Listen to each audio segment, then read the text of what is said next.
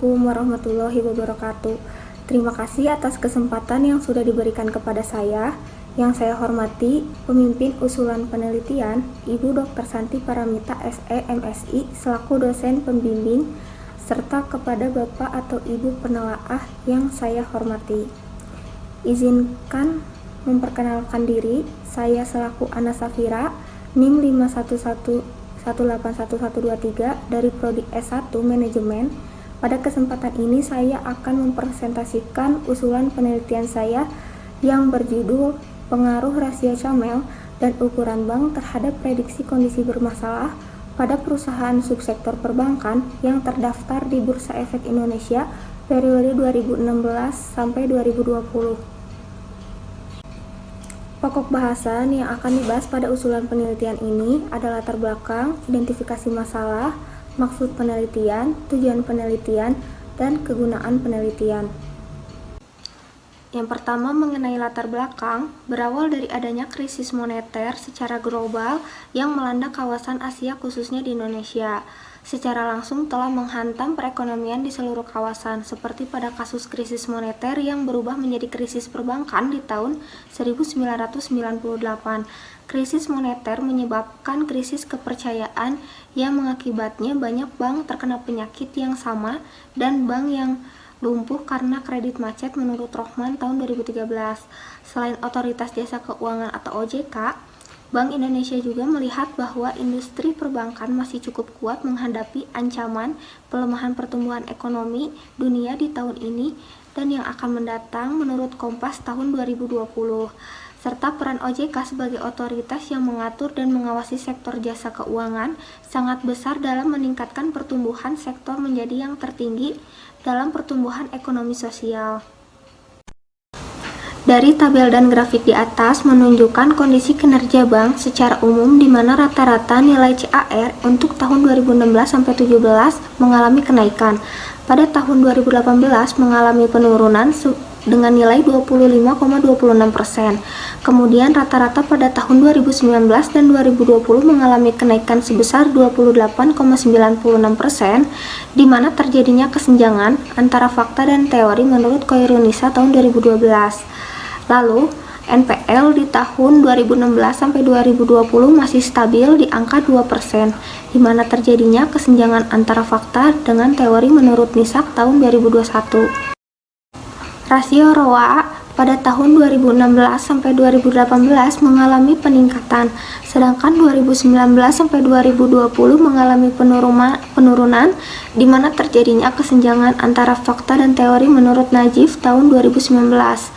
Lalu ada rasio BOP pada tahun 2016 sampai 2018 mengalami penurunan hanya sedikit sebesar 1,7% dan 2019 sampai 2020 mengalami kenaikan sebesar 1,15%, di mana terjadinya kesenjangan antara fakta dan teori menurut Pandia tahun 2012 halaman 72.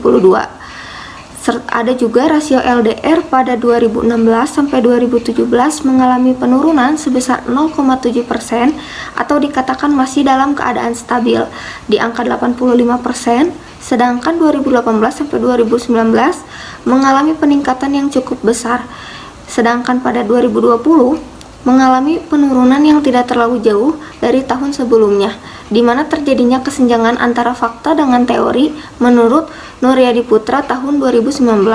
Dan yang terakhir yaitu ukuran bank pada tahun 2016 sampai 2020 mengalami peningkatan di setiap tahunnya, di mana terjadinya fakta dengan teori menurut NISAK tahun 2021. Penelitian sebelumnya tentang prediksi terjadinya kondisi bermasalah dilakukan penelitian oleh Nuryadi Putra 2019 bahwa CAR berpengaruh negatif dan signifikan. Lalu penelitian sebelumnya mengenai NPL atau non-performing loan terhadap prediksi kondisi bermasalah dilakukan oleh Pradisa tahun 2020 bahwa NPL berpengaruh positif dan signifikan. Lalu dalam penelitian Nuryadi Putra 2019 bahwa ROA atau Return on Asset berpengaruh negatif dan signifikan terhadap prediksi kondisi bermasalah pada bank. Penelitian sebelumnya yang dilakukan oleh Najib tahun 2019 bahwa BOP atau biaya operasi terhadap pendapatan operasi berpengaruh positif dan signifikan. Penelitian mengenai LDR atau Loan to Deposit Ratio yang dilakukan oleh penelitian Wijaya tahun 2018 berpengaruh positif dan signifikan. Dan yang terakhir, penelitian sebelumnya mengenai ukuran bank terhadap kondisi bermasalah pada bank dilakukan oleh penelitian Nugroho dan Lindrawati tahun 2021 berpengaruh positif signifikan. Berbeda dengan penelitian Ma'ruf pada tahun 2021 berpengaruh negatif signifikan dan Rohman 2013 berpengaruh signifikan. Selanjutnya mengenai identifikasi masalah, yang pertama ada bagaimana kondisi rasio Camel, ukuran bank, dan prediksi kondisi bermasalah pada perusahaan subsektor perbankan yang terdaftar di Bursa Efek Indonesia atau BI periode 2016 sampai 2020. Yang kedua, bagaimana pengaruh rasio CAR terhadap prediksi kondisi bermasalah pada perusahaan subsektor perbankan yang terdaftar di Bursa Efek Indonesia periode 2016 sampai 2020. Yang ketiga, bagaimana pengaruh rasio NPL terhadap prediksi kondisi bermasalah pada perusahaan subsektor perbankan yang terdaftar di Bursa Efek Indonesia periode 2016 sampai 2020.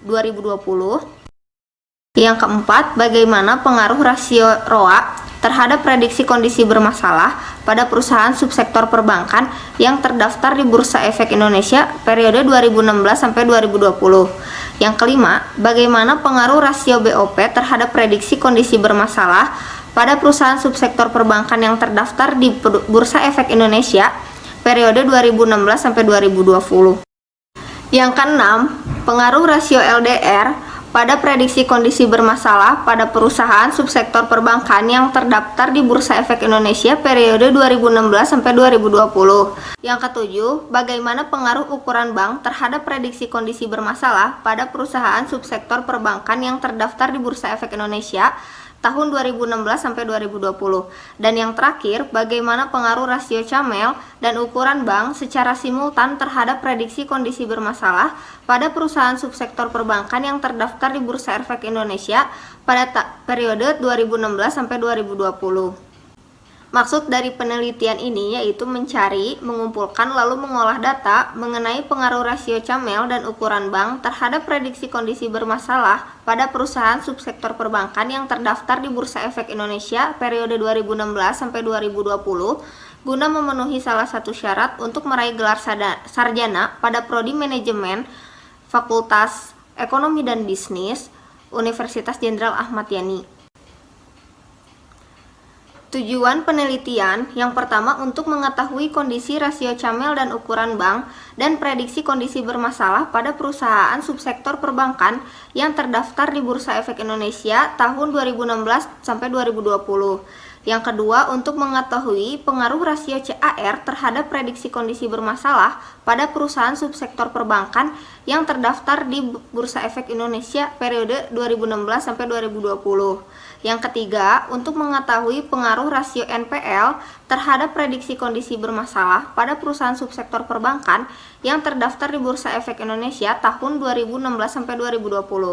Yang keempat, untuk mengetahui pengaruh rasio ROA terhadap prediksi kondisi bermasalah pada perusahaan subsektor perbankan yang terdaftar di Bursa Efek Indonesia tahun 2016 sampai 2020.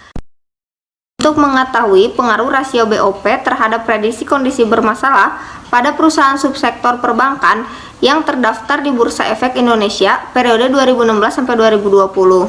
Yang keenam, untuk mengetahui pengaruh rasio LDR terhadap prediksi kondisi bermasalah pada perusahaan subsektor perbankan yang terdaftar di Bursa Efek Indonesia tahun 2016 sampai 2020.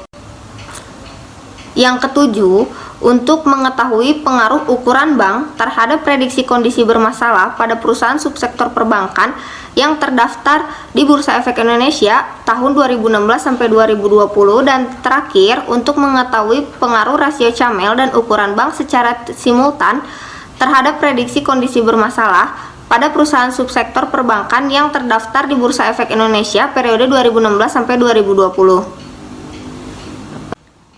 Kegunaan penelitian yang pertama, manfaat teoritis. Secara teoritis, penelitian ini dapat dijadikan sebagai pengembangan ilmu, pengetahuan, dan sarana informasi untuk meningkatkan wawasan dan sumber bacaan atau referensi pada pihak-pihak yang akan melakukan penelitian yang sama, namun dengan objek dan periode yang berbeda, ataupun melakukan penelitian lebih lanjut mengenai rasio camel dan ukuran bank terhadap prediksi kondisi bermasalah pada perusahaan subsektor perbankan.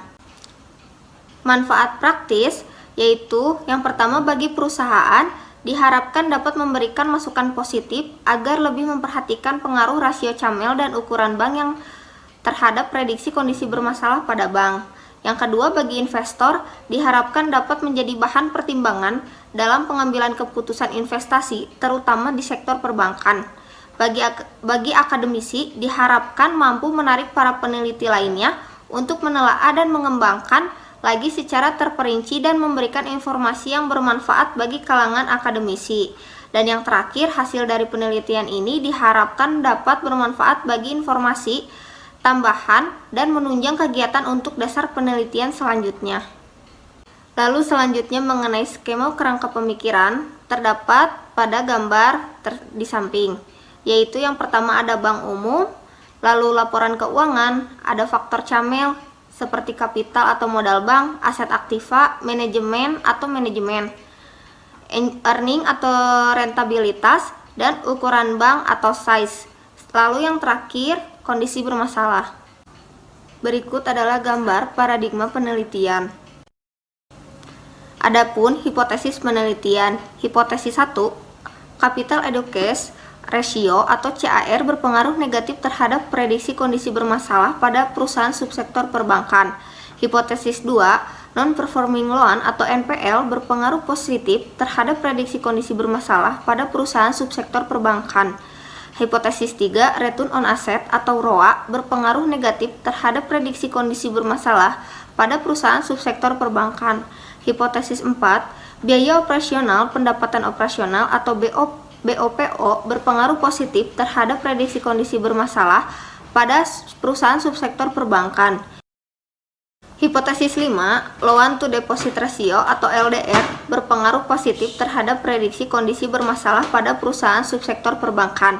Hipotesis 6, ukuran bank berpengaruh negatif terhadap prediksi kondisi bermasalah pada perusahaan subsektor perbankan. Hipotesis 7, camel dan ukuran bank secara simultan berpengaruh terhadap prediksi kondisi bermasalah pada perusahaan subsektor perbankan.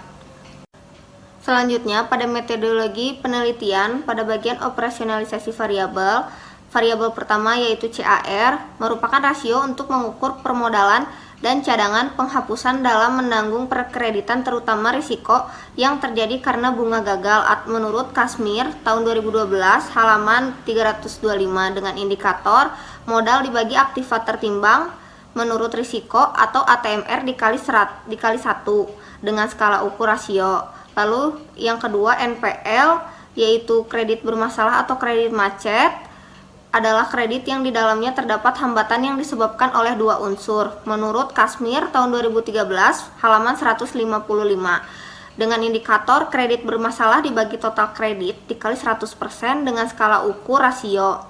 Yang ketiga yaitu ROA adalah rentabilitas ekonomi yang merupakan kemampuan perusahaan dalam menghasilkan laba dengan semua aktiva yang dimiliki perusahaan menurut Sutrisno tahun 2012 halaman 222 dengan indikator laba sebelum pajak dibagi rata-rata total aset dikali 100% dengan skala ukur rasio. Perbandingan antara biaya operasional dengan pendapatan operasional dalam mengukur tingkat efisiensi dan kemampuan bank dalam melakukan kegiatan operasinya menurut Rifai tahun 2007 halaman 722 dengan indikator beban operasional dibagi pendapatan operasional dikali 100% dengan skala ukur rasio. Lalu ada LDR yaitu rasio yang digunakan untuk mengukur komposisi jumlah kredit yang diberikan dibandingkan dengan jumlah dana masyarakat dan modal sendiri yang digunakan menurut Kashmir tahun 2014 halaman 225 dengan indikator jumlah kreditnya yang diberikan dibagi dana pihak ketiga dikali 100% skala ukurnya rasio. Lalu ada ukuran bank yaitu yang biasanya disebut ukuran perusahaan adalah suatu skala yang dapat mengelompokkan besar kecilnya suatu perusahaan menurut by Schaap tahun 2007 halaman 122 dengan indikator ukuran bank sama dengan LN dikali total aset dengan skala ukurnya rasio. Dan yang terakhir ada kondisi bermasalah, yaitu menunjukkan kondisi suatu bank yang mengalami merger serta permasalahan yang sering dihadapi adanya variabel eksogen berskala ukur non-metrik atau kategori dengan indikator 0 untuk bank yang tidak bermasalah dan 1 untuk bank yang bermasalah dengan skala ukurnya yaitu kategori. Penelitian bagian populasi, yaitu populasinya perusahaan subsektor perbankan yang terdaftar di Bursa Efek Indonesia periode 2016 sampai 2020. Sampel yang digunakan yaitu 26 perusahaan subsektor perbankan yang terdaftar di Bursa Efek Indonesia periode 2016 sampai 2020. Teknik penentuan sampel menggunakan purposive sampling yang termasuk ke dalam non-probability sampling. Jenis dan sumber data yang digunakan, jenis datanya yaitu data panel dan sumber datanya yaitu data sekunder.